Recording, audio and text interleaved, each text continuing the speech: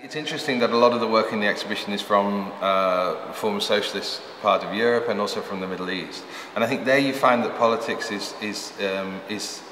plays a clearer or a more defined role on the surface of things. Here we tend to imagine that things have been sorted out politically, and actually there's a passivity about politics here, which feels that it doesn't really matter what happens, things will continue as they are. And also that basically all the parties and all the choices are more or less the same. I think that's a common view of a lot of people. And there you have a sense that the choices that are made, not only in the government but also in people's lifestyles and the way that they behave, are actually politically loaded in a different way.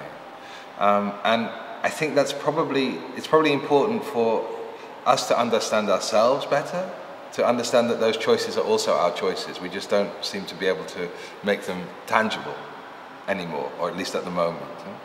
But we have this choice about how we choose to live, much more clearly expressed in the choices which are made in, say, Lebanon or Israel, Palestine, or even in Romania. I think another important aspect of it is that in societies, particularly say in Palestine and things like that, we have the Contemporary Art Museum Palestine, the Camp Collection. And there maybe we can offer something which isn't available in Palestine, which is a shelter for artworks, for a collection, which later can go back to Palestine if the situation changes. But because of our stability and because of the financial and other resources that we can bring to bear, we can actually help a culture develop and preserve its contemporary art, so that not only we can benefit from it and we can see ourselves through the eyes of others, but also that later they can see themselves through their own eyes and can start to collect a history.